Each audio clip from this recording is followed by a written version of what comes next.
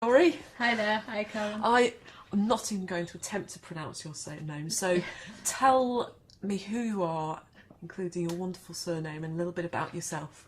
Okay, first name is Dori, surname is Kirchmair. I know it's a little tricky for people to say. And I'm trained in various things. I'm sort of trained in fine art, in various complementary therapies, in the environmental field, in management coaching. But I have sort of, for the past couple of years, I've sort of really got into writing, mainly poetry, but I also wrote a short story with the title Resonance. And I've sort of read it all across the UK. What brought you to the Dragoness's Den?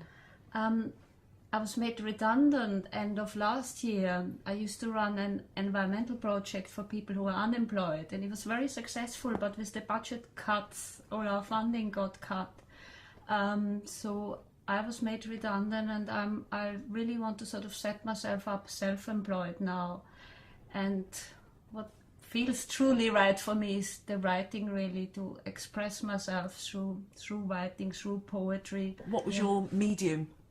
I worked on a very large scale. I remember in the beginning when I started at Goldsmiths College in London, I sort of had a canvas probably 5 foot by 5 foot, and then it seemed too small, so I made it bigger and bigger and bigger. And in the end, I came to I stopped at 10 foot by 7 feet, because that's just big enough to still get it through a door. You don't have to dismantle it.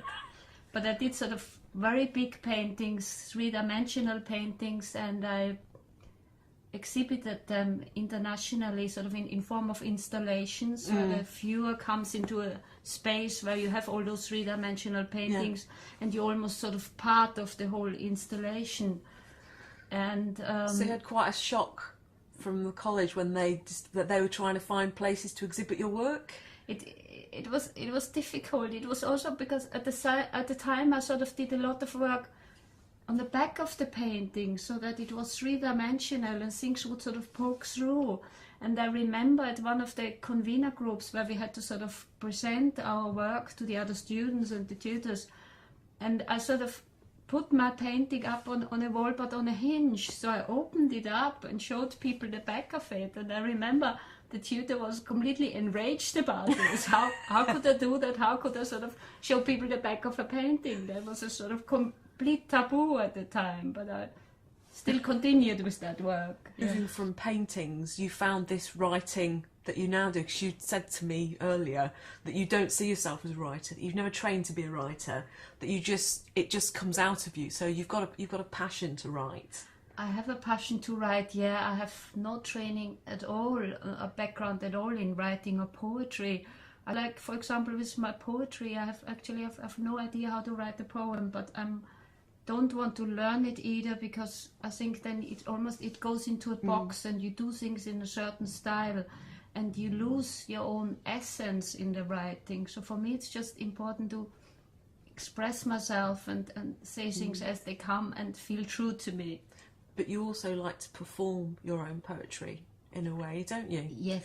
So where did that start from? That was over a couple of years ago, with a talk at an event, and it was at the Broadway Cinema, and they had a very, very good microphone. And I remember the moment I sort of heard my voice resonate in a microphone, I thought, that's great. And I wanted to do that again. And that's how that's kicked it off. Yeah. So resonance really sort of struck with you, didn't it? So the resonance piece, which is the one that I've heard you read, and we're going to record that later. Yeah. Tell me a bit about how resonance came about. Resonance, well, after I had done the talk at this event, to talk into a microphone again. And then I received an email about the Ladyfest Literature Festival in Nottingham, and you could book yourself a 10-minute slot to read something. So I emailed them, said I would like to book a 10-minute slot, and at the time it was 6 weeks away, the festival, so I thought I've got plenty of time to write something. And then I sort of forgot about it, and then two weeks before the event emailed me and said, we're putting everything together, what's the title of your story?